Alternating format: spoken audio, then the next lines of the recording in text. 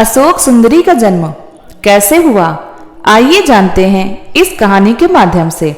कार्तिकेय और गणेश के अलावा भगवान शिव और माता पार्वती की एक पुत्री भी थी। हर कोई शिव पुत्रों के विषय में जानता है, किंतु बहुत कम लोग यह जानते हैं कि कार्तिकेय और गणेश की एक बहन भी थी जिसका नाम अशोक सुंदरी था। अशोक सुंदरी एक देव कन्या थी जो अत्यधिक सुंदर थी।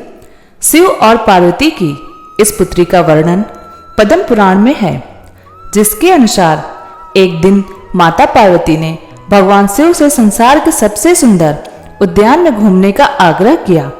अपनी पत्नी की इच्छा पूर्ति के लिए भगवान शिव उन्हें नंदन वन ले गए, जहां माता पार्वती को कल्प वृक्ष नामक एक पेड़ से लगाव हो गया। कल्प वृक्ष मनोकामनाओं पूर्ण करने वाला वृक्ष था, अतः माता उसे अपने साथ कैलाश ले आई और अपने उद्यान में स्थापित किया।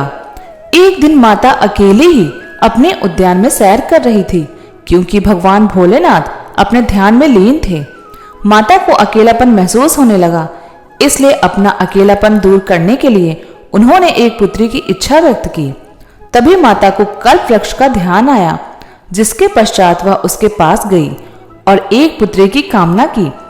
चूंकि कल्पवृक्ष मनोकामना पूर्ति करने वाला वृक्ष था, इसलिए उसने तुरंत ही माता की इच्छा पूरी कर दी, जिसके फलस्वरूप उन्हें एक सुंदर कन्या मिली, जिसका नाम उन्होंने अशोक सुंदरी रखा। उसे सुंदरी इसलिए कहा गया क्योंकि वह बेहद खूबसूरत थी। माता पार्वती अपनी पुत्री को प्राप्त कर बहुत ही प्रसन्न थी, इसलिए माता ने अशोक सुंदरी का यह वरदान दिया कि उसका विवाह देवराज इंद्र जितने शक्तिशाली युवक से होगा।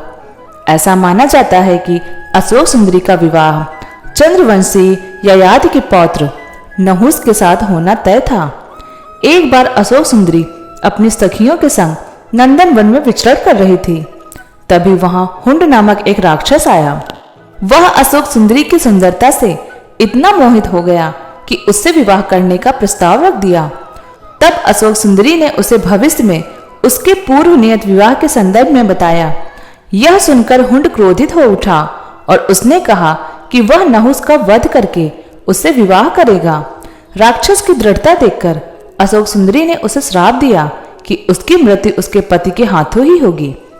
तब उस दुष्ट राक्षस ने नहुस को ढूंढ निकाला और उसका अपहरण कर लिया। जिस समय हुंड ने नहुस को अपहरण किया, उस वक्त वह बालक थे।